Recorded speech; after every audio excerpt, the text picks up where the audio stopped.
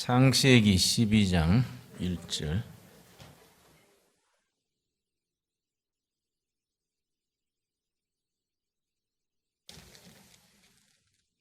창세기는 50장으로 이루어져 있는데 전편과 후편으로 갈라진다고 전에 소개를 했었습니다. 전편은 1장과 11장까지가 전편이고 세속사라고 부릅니다. 하나님을 잃어버린 세상의 역사가 어떻게 발전해 가는가? 그 세속사의 클라이막스가 11장의 바벨탑 사건입니다. 12장에서 50장까지를 후편이라 하는데 이거는 구속사, 거룩한 역사, 독일어로 하일 게시어테, 영어로는 홀리 히스토리, 거룩한 역사, 구속사라고 부릅니다. 1장에서 11장까지 전편은 세속사, 하나님을 잃어버린 인간의 역사, 12장에서 50장까지를 구속사, 아브라함과 그의 후손들을 통한 하나님의 구원의 역사, 이게 12장에서 50장까지입니다. 창세기를 신구약 성경 전체의 간추린 내용이다, 그렇게 읽었기도 합니다. 창세기 50장 안에 성경 전체의 엑기스가 거기에 녹아들어 있다. 그런데 우리 평신도들인 여러분께서 창세기를 읽으면서 언뜻 그런 말을 이해하기가 쉽지 않습니다. 창세기 속에 성경 전체가 압축되어 있다는 말이 무슨 얘기일까?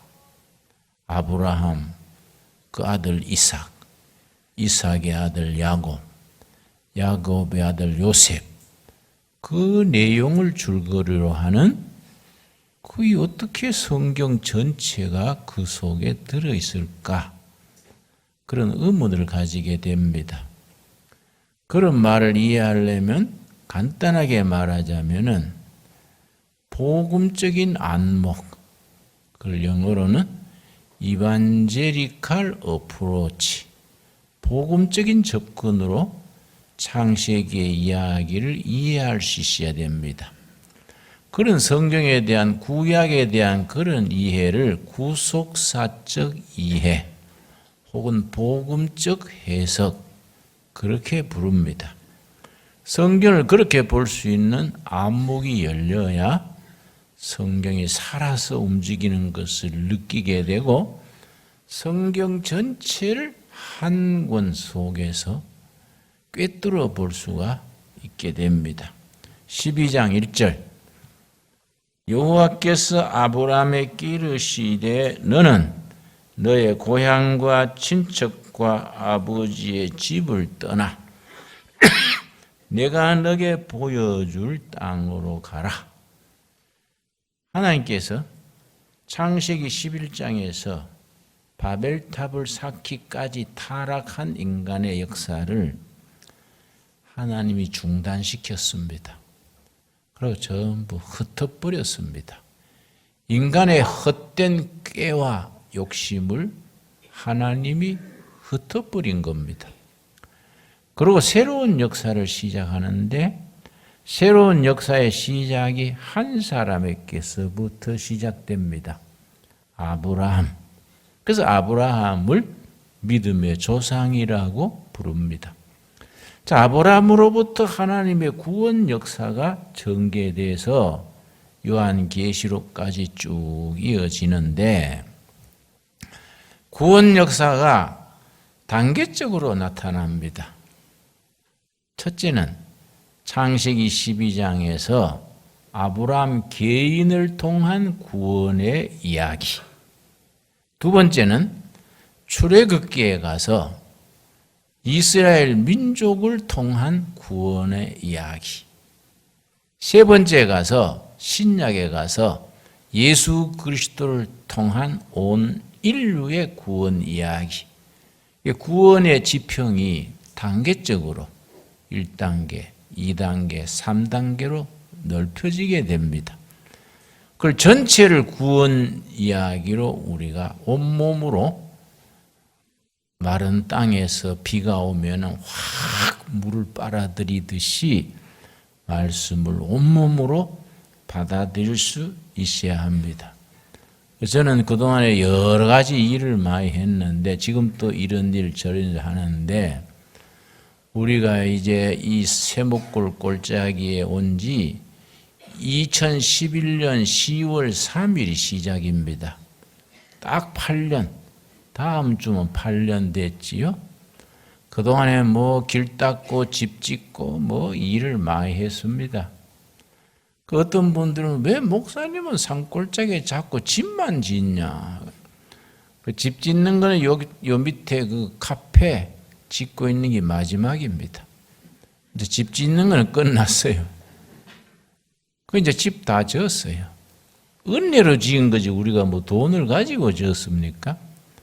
요 조그마한 카페 여기 이제 12평짜리인데 여기서 이제 내가 보니까 이 동네 뭐 유튜브 듣고 소문 듣고 찾아왔는데 아무도 안내하는 사람이 없으니까 혼자서 빙빙 돌다가 가더라고요.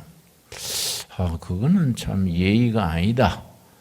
카페를 하나 지어서 여기 차도 마시고 안내도 하고 또 우리 두레마을에서 뭐 꿀이나 무슨 행사나는 게 있으면 사가기도 하고 그런 센터가 되면 좋겠다. 그래서 이제 지금 짓고 있습니다. 한 2주일 지나면 이제 다 완성이 되겠지요. 그러면 이제 우리 여전도의 회원이나 두레마을 가족이 항상 거기에 상주하면서 손님들 오면 안내도 하고 대접도 하고 그렇게 할 수 있게 되겠지요. 그러니까 우리가 이제 두레마을이 이걸 요즘 말로 그 하드웨어 공사 길 닦는 1인 바깥 작업은 마무리되어 가는 겁니다. 이제부터 중요한 것은 소프트웨어지요. 속을 채워야지요, 우리가.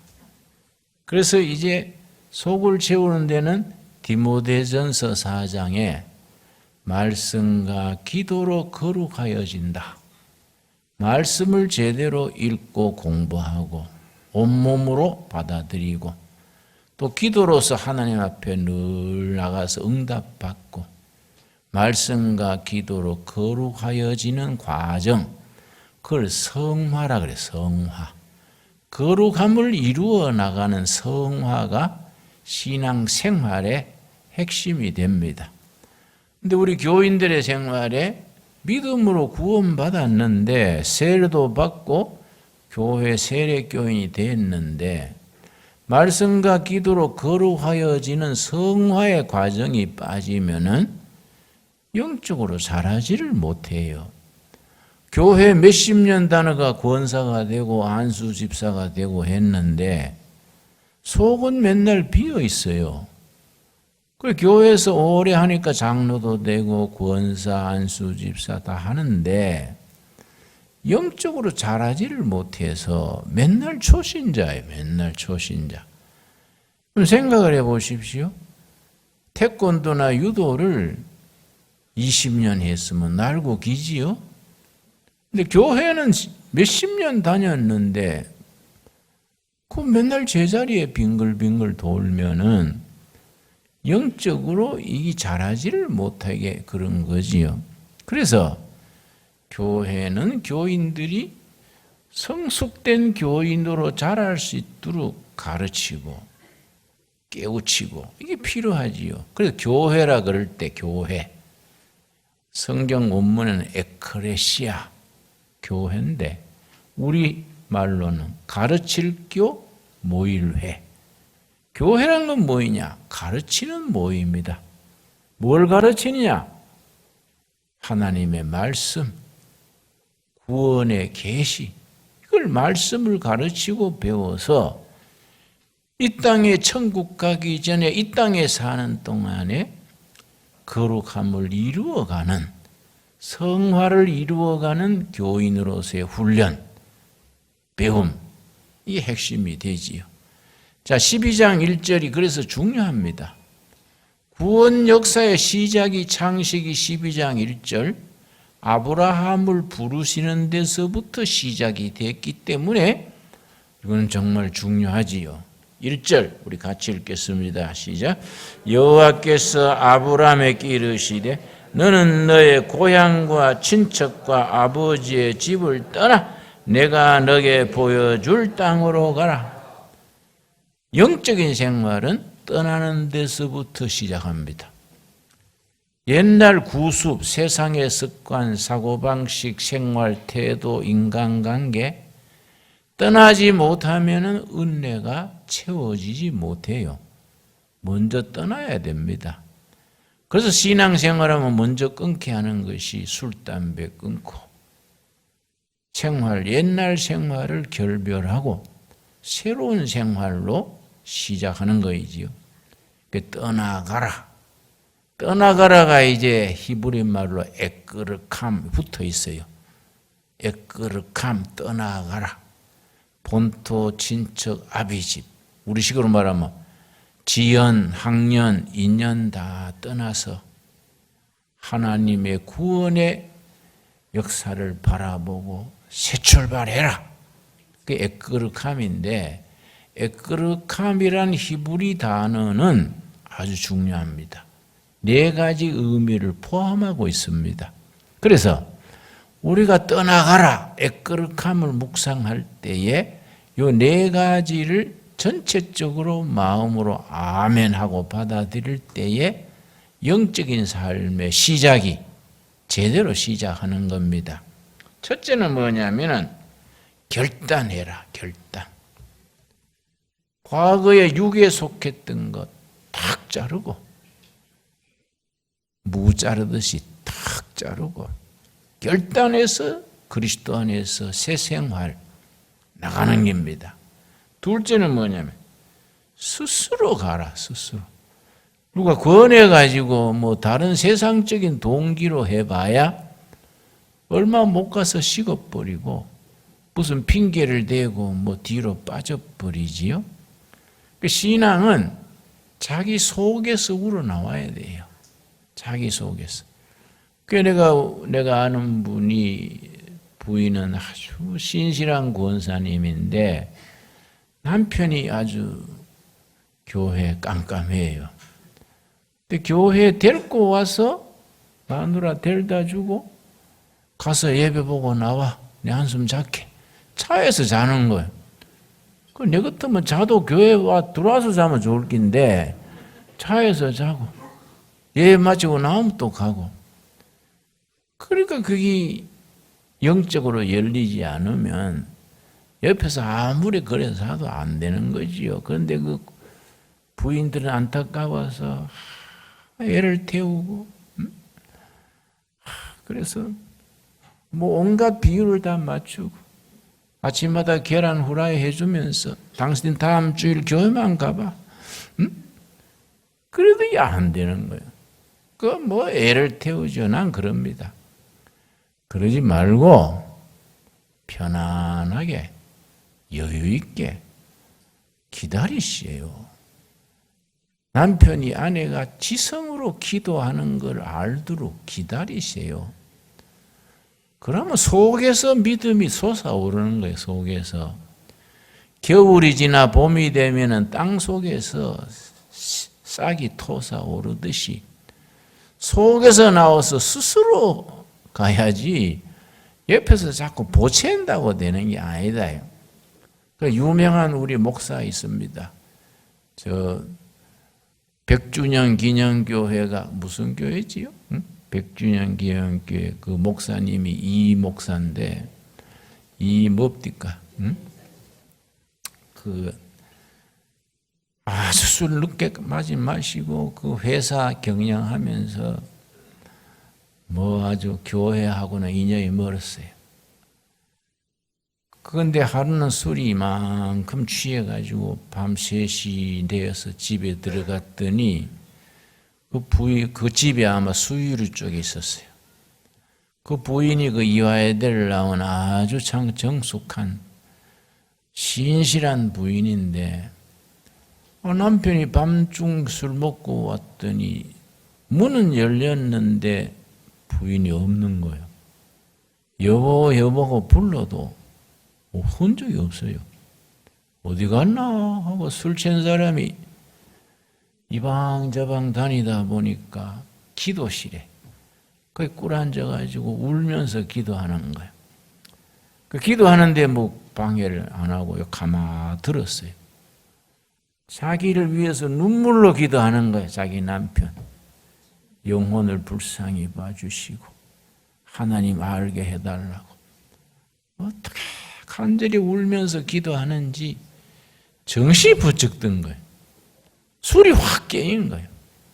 이야, 내 아내가 나를 위해서 저렇게 울면서 기도하는데 내가 지금 뭐 하는 짓인가?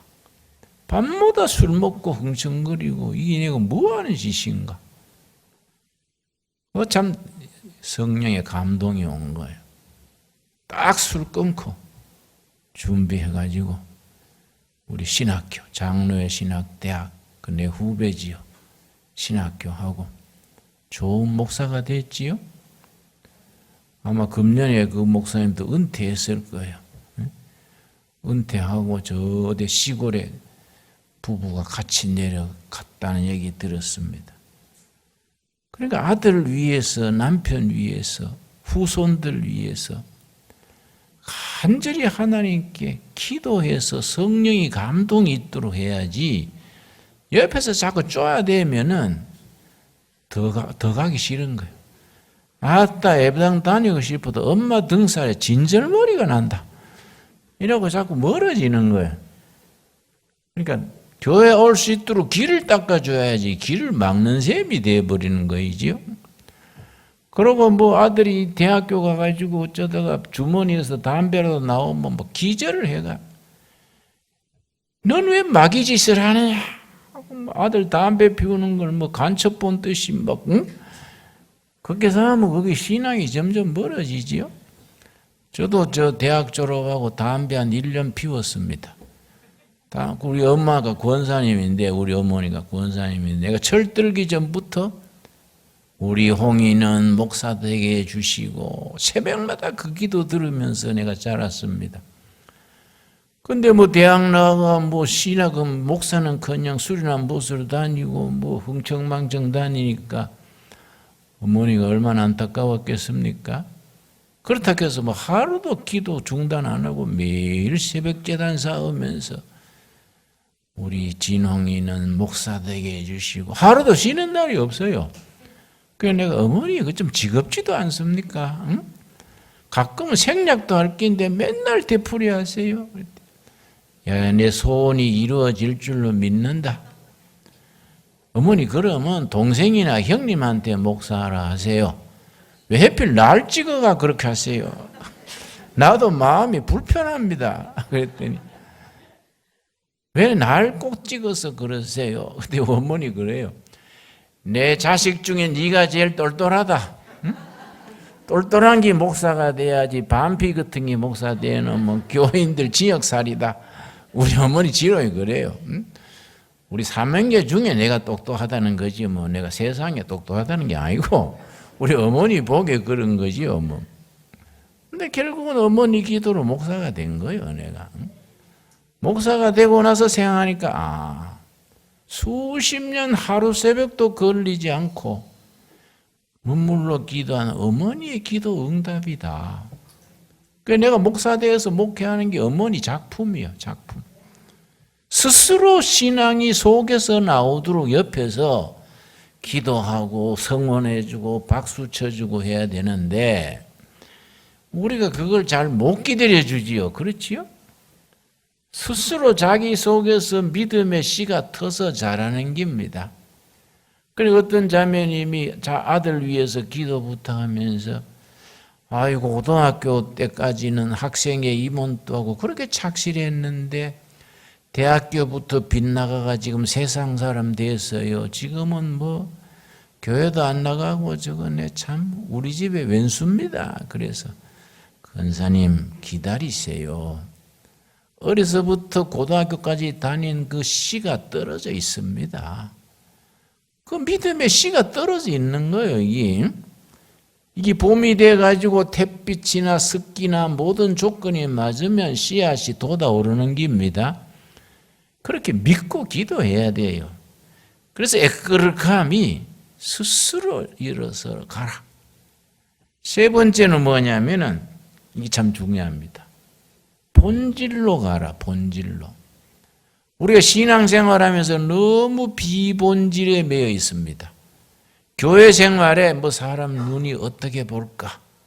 사람들이 어떻게 볼까? 그게 문제가 아니지 않습니까? 영의 세계는 본질이요, 본질. 우리 영혼의 에센스. 아주 가장 소중한 근본이요, 근본. 본질을 추구해야 영적으로 성장하지, 너무 비본질적인데, 지엽적인데 매여가지고 울었다가 웃었다가 뭐 이렇게 해서 하면은 영적으로 이게 튀지를 못해요. 네 번째가 이게 이제 요점인데, 애끄르감의 네 번째. 미래를 향해서 가라요. 영적인 세계는 과거는 다 십자가 밑에 묻어버리고, 새로 시작하는 게 기독교의 이게 장기입니다. 기독교 복음은 항상 미래입니다, 미래. 지금까지 뭔 짓을 했든지, 하나님이 네 허물과 죄를 내가 기억도 하지 아니하리라. 히브리서 10장 16절입니다. 네 죄와 허물을 내가 기억도 하지 아니하리라. 그러니까 과거를 다 털어버리고 미래를 향해서 천국 소망을 가지고 전진하는 거예요. 이게 이제 아브라함을 부르실 때에 하나님께서 아브라함에게 이르신 말씀, 본토, 지연이지요. 친척, 혈연이지요. 아비 집을 떠나 가족 모든 관계, 옛날 살아오던 습관, 전통, 가문 다 떠나서 가라. 애끄르감. 그 다음에 떠나게 한 뒤에 하나님이 축복하시는 겁니다. 우리가 영적인 생활에 떠나지 아니하고 복 받으려고 자꾸 그러면 순서가 안 되는 거지요. 떠나고 버리고 청산하게 하신 후에 새로운 복을 약속하시는데, 이 12장 2절이죠. 12장 2절. 내가 너로 큰 민족을 이루고 너에게 복을 주어 너 이름을 창대하게 하리니 너는 복이 될지라. 복의 근원이. 3절이 이제 복에 대한 축복의 말씀인데, 너를 축복하는 자에게는 내가 복을 내리고 너를 저주하는 자에게는 내가 저주하리니 땅의 모든 족속이 너로 말미암아 복을 얻을 것이라 하신지라. 복의 복덕방이야. 복의 출발점. 복을 받기는 아브라함이 받았는데 누리는 것은 땅의 다른 족속, 다른 민족. 복을 받기는 내가 받았는데 내가 누리는 게 아니라 내 친척, 친구, 내 모든 회사, 관계, 다른 사람들이 복을 누리는 겁니다. 나는 복의 복덕방이 돼가지고 복을 나누는 축복의 통로가 되는 거지요. 그래서 이 창세기 1장 출발점이 굉장히 중요합니다. 창세기 22장 18절 보겠습니다. 22장 18절 보면은 하나님께서 아브라함의 후손을 통해서 구원 역사를 일으키시는 핵심을 아주 쉬운 단어로 일러주십니다. 창세기 22장 18절 말씀. 또 너 씨로 말미암아, 아브라함의 씨지요, 씨. 여기 중요합니다. 씨, 영어로 seed. 복수를 안 썼어요. 단수요, 단수. 씨는 자손, 손자, 뭐 증손자, 복수 아닙니까? 씨들이. 근데 씨들이 아니요. 단수예요, 단수. 씨로 말미암아 만민의 복을 받으리니 이는 너가 나의 말을 준행하였음이니라 하셨다라. 아브라함과 그 후손들을 통한 씨, 단수의 씨요. 그 씨로 말미암아 천하 만민이 복을 받을 것이다. 그래서 성경 읽을 때 이게 왜 그럴까? 너 후손들이 씨들이 이래 나와야 될 텐데 딱 한 명이야, 한 명. 그걸 신약에서 갈라디아서에 그걸 밝혀줍니다. 갈라디아 3장 찾아보겠습니다. 왜 그게 씨가 단수냐? 복수가 아니고 단수냐? 갈라디아서 3장. 그래서 성경을 전체적으로 연결해서 복음적인 이해를 깊이 해야 됩니다. 자, 갈라디아서 3장 16절 말씀, 16절. 이 약속들은 구약시대 아브라함 때로부터 계속되어 온 약속들은 아브라함과 그의 자손에게 말씀하신 것인데 여럿을 가리켜 그 자손들이라 하지 아니하고 복수가 아니다. 여러 씨들이 아니다. 오직 한 사람을 가리켜 너 씨라 하셨으니 곧 누굽니까? 그리스도. 하나님의 아브라함에게 너 씨로 말미암아 천하 만민이 복을 얻으리라. 그 씨는 한 사람, 그리스도다. 이해 갔습니까? 아주 이게 참 중요한 말씀이지요. 이런 말씀이 굉장히 중요합니다. 그 한 씨, 그리스도로 말미암니다. 그 씨는 그리스도다. 그 그리스도를 통해서 온 인류의 구원 역사를 이루기 위해서 아브라함 때로부터 길고 긴 영적 길을 떠나는 겁니다. 아브라함의 아들 이삭, 이삭의 아들 야곱, 야곱의 아들 요셉, 그 대를 이어가면서 쭉 내려와서 드디어 예수 그리스도에 의해서 구원의 역사가 탁 막을 오르는 겁니다. 그래서 그렇게 성경 전체를 복음적 이해를 가지고 읽는 것을 구속사적 이해 혹은 복음적 이해 그렇게 부르게 되는 겁니다. 대충 짐작이 갑니까? 자, 그러면은 아브라함의 씨 중에 아브라함의 손자지요, 손자. 아브라함의 손자 야곱이 나중에 세상 걸 찾으려고 뭐 동분서주 초상집 개처럼 뭐 벽다거나 물어보겠다고 뛰댕기다가 나중에 손 다 들고 30년 만에 고향으로 돌아온 거야. 창세기 35장 얘기지요. 고향으로 돌아왔더니 하나님께서 됐다. 이제부터 너는 야곱이 아니다. 이름을 누구로 바꿔줬습니까? 이스라엘이 되리라. 어머, 지금까지는 야곱으로 세상 걸 얻으려고 그렇게 집착을 가지고 다녔는데 풍진 세상에 온갖 쓴맛 단맛 다 겪은 뒤에 빈손 터는 거예요. 다 털고 하나님께로 돌아오니까 하나님이 축복을 미리 준비해놨어. 세상에서 그렇게 얻으려고 갔던 게 하나님 미리 챙겨놓은 겁니다. 창세기 35장 찾아봅시다. 창세기 35장. 그래서 창세기 35장 이 말씀을 성경에 나오는 첫 번째 부흥회라 그럽니다. 첫 번째 심령 대부흥회지요. 근데 부흥회는 대상이 아브라함 권속, 아브라함 가문 부흥회입니다. 창세기 35장 9절 말씀. 9절 10절에 아브라함이 젊은 날에 큰 세상 야심을 가지고 집을 떠났다가 30년 만에 빈손 들고 돌아오는 겁니다. 30년 만에. 빈손 들고 왔을 때 하나님은 미리 축복을 준비해 놓은 겁니다. 9절 야곱이 밧달 아람에서 그 다음 뭡니까? 돌아오매. 고개 줄을 칩시다. 이런 단어가 중요한 겁니다. 돌아오매. 아브라함이 돌아오매. 야곱이 돌아오매. 여러분 거기에 자신을 비추어 보십시오.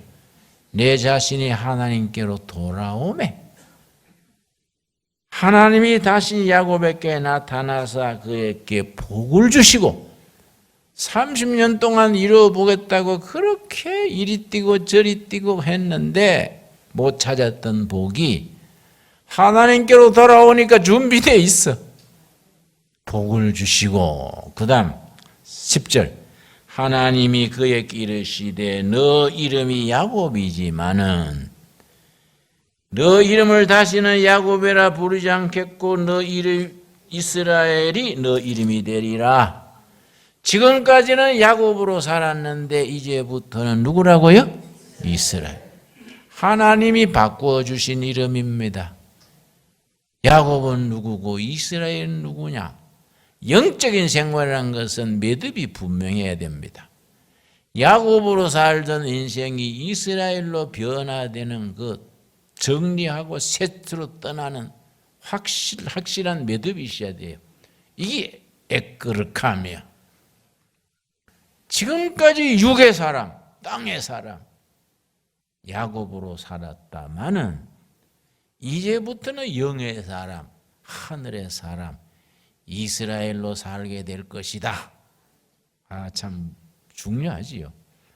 그 야곱이 137년 세월 다 살고 숨을 거두는 거예요. 숨 거두는 자리에 12아들, 야곱의 자식이 13남매예요. 딸 하나 다말이라고, 딸. 아들이 12이에요. 12아들을 다 불러놓고 기도하는 거이 오늘 낮에 이사가를 공부하면서 살폈습니다마는 창세기 49장, 창세기가 50장까지 되는 거 아시지요? 50장 끝나기 그 전 49장에 야곱, 이스라엘로 변화된 야곱이 12아들 머리맡에 쭉 앉혀놓고 한 명 유언 기도를 하는 장면입니다. 49장 1절 야곱이 그 아들들을 불러 이르되 너희는 모이라 너희가 후일에 당할 일을 내가 너희에게 이르리라 너희는 모여들으라 야곱의 아들들아 너희 아버지 이스라엘께 들을지어다. 그리고 이제 맏아들부터 12째 쫙 나가는 겁니다. 그런데 맏아들이 루벤이요. 루벤에 대해서 뭐라고 유언 기도를 했느냐 하면은 참 루벤이 안 됐어요. 뛰어난 능력을 가진 아들인데 행실이 도덕적으로 품행이 아주 엉망이랬어. 아무리 재주가 날고 기어도 행실이 나쁘면은 누가 쓰겠습니까? 하나님이 안 쓰시는 건 물론이고 세상 사람 또 처음에는 한두 번 속지만은 계속 속아주겠습니까? 그게 르벤이 참 비극입니다. 3절 르벤아 너는 내 장자요 내 능력이요 내 기력의 시작이라 위풍이 월등하고 권능이 탁월하다마는 위풍은 모든 인물이 잘생기고 체격이 좋고 당당한 사나이 중에 사나이로 보이는 것. 넌 어디 가도 인기를 끌 만한 인물과 신체적 조건과 모든 걸 갖추었다. 위풍이 당당하고 그리고 권능이 탁월하다마는 권능은 카리스마, 사람을 끄는 능력이요. 카리스마 아주 권능이 뛰어나다마는 많으니 문제지요? 뛰어나면 뛰어나는데 왜 많으니 왜 붙었습니까? 그런데 하자가 있다. 김진홍 목사가 설교는 잘한다마는 이렇게 하면 문제 있는 거예요. 뭐 뒤가 있는 거예요. 니는 말은 잘한다마는 가면 뭐인가? 이 많으니 안 붙어야 되는데 그 르벤이 무슨 약점이 있었느냐? 아버지가 맏아들에 대해서 얼마나 기대했겠습니까? 신체도 뛰어나고 인물도 준수하고 뭐 재물의 뺨치게 막 잘생긴 거예요. 신체도 장대하고 그러고 지도력도 있는 거예요. 요즘 말하면 대통령감이요. 그런데 아버지가 그 마음속에 한이 맺힌 거예요. 그 기대하던 맏아들이 엉뚱한 짓 하는 거 보고 마음이 얼마나 슬펐겠습니까? 아들에 대한 기대가 다 허물어지고 가만히 마음에 품고 참고 있다가 숨 거둘 때 딱 한마디 하는 겁니다. 너는 안 돼. 너는 이것 때문에 안 돼. 아, 참 비극적이지요. 3절. 르베나, 너는 내 장자요, 내 능력이요, 내 기력의 시작이라. 위풍이 월등하고 권능이 탁월하다마는 물의 끓음 같았은즉 너는 탁월치 못하리라. 성격이 일관되지 못했어요.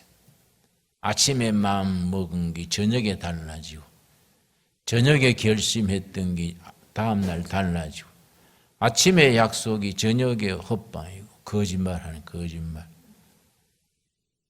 너는 다 좋은데 네 성격이 아침 저녁으로 다르지 않냐? 거짓말을 밥 먹듯이 하지 않냐? 아침에 결심이 저녁에는 헛사고, 저녁에 약속이 아침에는 헛거고, 물의 끓음 같은 성격.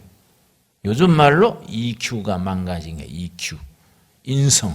인성이 망가졌어. 아무리 잘생기고 똑똑하고 지도력이 있어도 인간성 자체가 신뢰를 못 받으면 재구수를 하겠습니까? 우리 주위에 그런 참 아까운 사람들이 많습니다. 그러니까 자기가 그 뛰어난 능력을 펼쳐나갈 수 있는 도덕적인 일관성이 있어야 돼. 이걸 영어로 표현할 때는 인테그리티, 모랄 인테그리티. 일관된 게, 통합적이고 일관된 게 있어야 지도력을 발휘하고 일꾼으로 쓰임을 받는데, 요즘 이 시대는 너무 변화무쌍해서 요령 있는 사람, 거짓말 잘하는 사람, 수단 좋은 사람들이 앞에 설치고 진실한 사람은 뒤에 그늘에 가리어 있는 거지요. 그러면 그 사회나 그 시대가 전진을 하지 못하지요. 그 성격이 물이 끓음 같았다. 여러분, 솥에다가 물을 가득 붓고 불을 떼 보십시오. 100도 끓기 시작해서 계속 떼면 물이 막 소용돌이 칩니다. 쉐 하고서는 밑에 물이 위로 가고 위에 물이 밑으로 가고 막 이 물이 끓음 같은 성격, 정서적인 불안정, 정서적인 그런 난조, 이게 자기 자신을 망가뜨리는 거예요. 네가 그렇게 좋은 능력을 타고나서 네 성격이, 네 기질이 네 그렇게 아침 저녁으로 바뀌고 하니 어떻게 하나님이 쓰시며 사람들이 너를 따르겠냐? 그래서 그 맏아들, 이스라엘 전통은 장자 상속권입니다. 장자가 모든 복을 대표로 지는 거예요. 장자 상속권인데 너는 장자 자리에 있을 수 있는 도덕성을 잃었다. 그 다음 뭐라 그랬습니까? 너가 아버지의 침상에 올라 더럽혔음이로다. 그가 네 침상에 올랐었도다. 왜냐? 맏아들이니까 그 야곱이 나이 들어서 후처를 얻었어. 젊을 거 아닙니까? 맏아들은 나이 들고 후처하고 나이 연대가 비슷하겠지요? 둘이서 몸을 섞은 거예요. 아버지가 알고 가만히, 그 뭐라 하겠습니까? 아버지가 입 다물고 가만히 있지. 아버지가 그걸 어떻게, 그것 때문에 아들하고 시비를 걸겠어요? 가만히 있다가 숨 거둘 때 넌 안 돼. 너는 네 아버지 침상에 올랐지 않냐. 그래서 장자 상속권을 잃어버리고 그 장자 르벤에게 갔던 축복이 누구께로 갔느냐? 아들 중에 제일 신실했던 아들이 유다요. 유다, 넷째 아들이. 넷째 아들에게로 그 장자 상속권이 넘어가는 겁니다. 그래서 유다 지파에서 그 씨 메시아가 태어나신. 그 예수님이 유다 지파 후손이거든요. 그 유다 지파에서, 안 그랬으면 루벤이 잘했으면 루벤 후손에서 그 씨 메시아가 태어날 텐데, 이게 뭐 그렇게 안 됐지요. 특별히 루벤 얘기 들으면 요새 생각나는 사람이 없습니까? 응? 우리 참난 조국 박사, 그 사람 좀 안 됐어요. 그 사람 아주 서울 법대 들어가고, 우리는요 서울대학 법대 그 앞에 지나가도 못했어요. 얼마나 어려운 데입니까? 그 참 아까운 제주지요.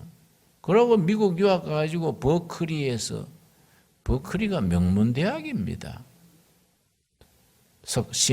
법학 석사, 법학 박사 다 받은 뒤에 그 길로 꾸준히 나갔으면 이 나라에 참 대통령감 될 수도 있지요.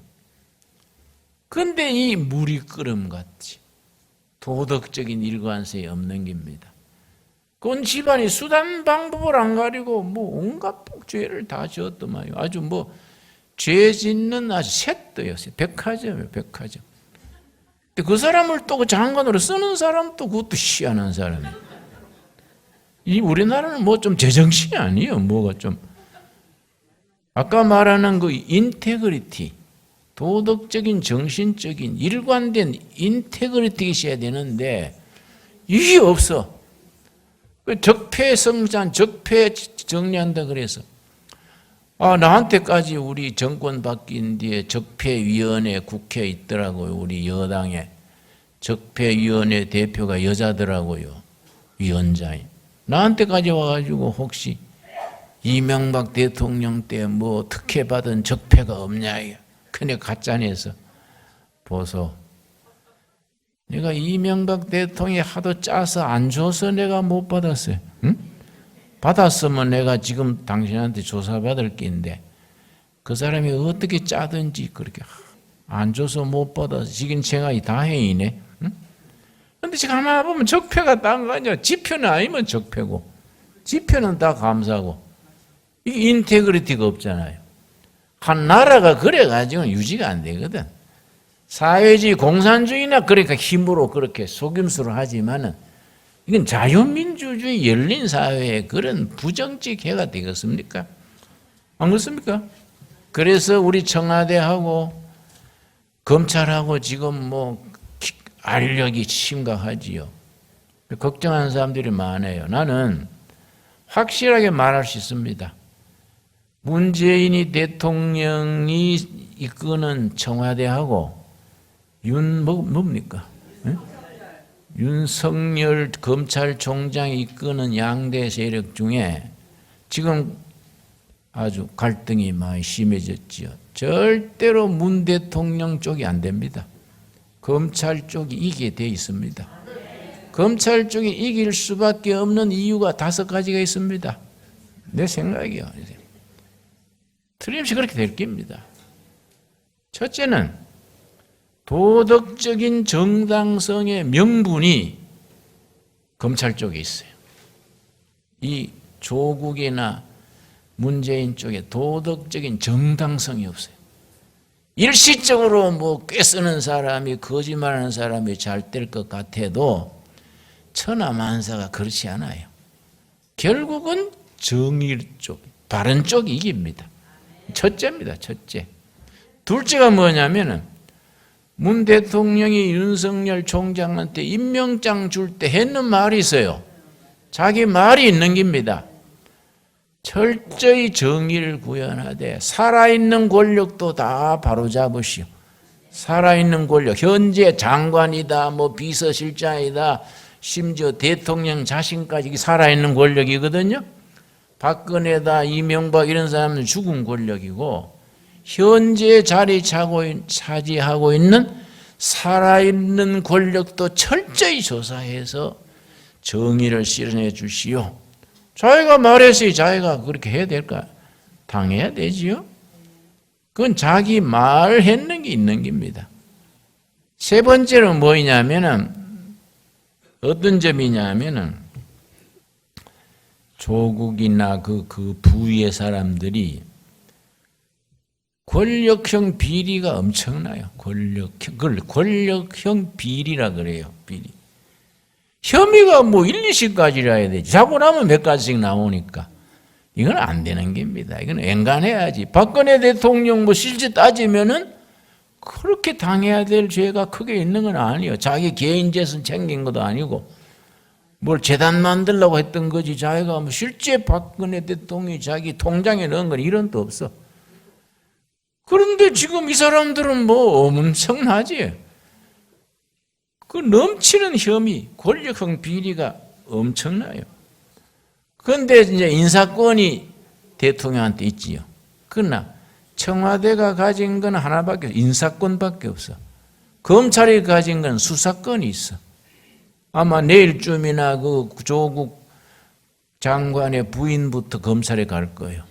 조사가 다 돼 있지요. 절차를 밟는 거예요. 이건 벌써 끼운 겁니다. 그 내용 자체가 대충 짐작해 가지요. 우리 법치사회, 민주주의 사회인데 법을 지켜야지. 앞에 전임자들은 박근혜도 이명박도 다 지역 살리고 했는데 지금 뭐 특별히 한 대 떨어진 사람도 아니고 무슨 통비라고 지금은 그래 안 하냐. 안 되는 거지. 그거는 민심이 이걸 허락을 안 하는 거지요. 네 번째 뭐냐면은 우리 검찰청장은 임기제요, 임기제. 딱 2년 임기제. 물론 대통령이 임기 2년 되기 전에도 바꿀 수도 있지요. 파면할 수 있지요. 그러나 그게 민심이 있어요, 민심. 너무 대통령이 뭐 하늘에서 떨어졌냐, 왜 그래 부당하게 하냐, 왜 2년 임기를 안 챙겨주냐. 그거는 흔들리지요. 지난주에 내가 대구에서 집회를 했는데 잠깐 들으니까 미국의 FBI라고 했습니다. FBI 국장 아주 그건 뭐 대단한 자리지요. FBI 국장이 한국을 왔다 갔어요. 지난주에 20년 만에 처음 왔습니다. 아주 중요한 인물이지요. 와가지고 윤 총장 만나고 경찰청장 둘만 딱 만나고 갔어요. 뭔가 일어나고 있는 거예요. 그렇다고 미국이 우리나라 국내 문제를 이러저러 할 수는 없는 거지. 우리 자주 국가니까. 그러나 무슨가 일이 일어나고 있는 거예요.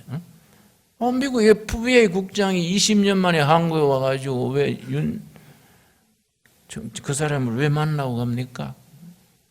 자기들은 이제 비밀 엄수해 주시오 하고 갔다는데 비밀 엄수가 됩니까? 그 말이 알려라는 말이지 뭐 그 비밀 엄수가 됩니까? 벌써 내기에다 들어서면 그거 다 국민들이 알려지지요. 그러니까 이게 끝난 문재인 대통령 임기 절반 넘어섰잖아요. 이제 슬슬 내리막이요, 내리막. 늘 국민 지지도가 높다 했는데 이번 주에 처음으로 밑으로 기울어 30% 밑으로 내려갔어. 문재인 대통령을 잘한다고 지지하는 사람은 37%, 잘못한다고 52%. 벌써 포차이가 얼마나 납니까? 처음으로 30대 밑으로 내려갔어. 이제 내리막 타면 계속 내려가는 거야. 우리가 등산해보면 내려가기 쉽지 뭐 올라가기가, 그죠? 이제 30대에 내려가면 이제 내려가는 거예요. 이거는 시간이 벌써 우리 검찰 쪽에 있지요. 다섯 번째가 뭐냐면은 이러니 저래도 우리나라는 대한민국, 아직까지 대한민국 헌법 제1조 대한민국은 민주공화국이다. 백성이 주인이고 백성들의 동의를 받아서 나라를 이끌어가야 된다 그 말이야. 대한민국은 민주공화국이다. 그 다음 중요합니다. 모든 권력은 국민으로부터 온다. 대한민국 헌법입니다. 국민을 벗어난 권력은 이건 사입이고 이건 타도해야 돼요.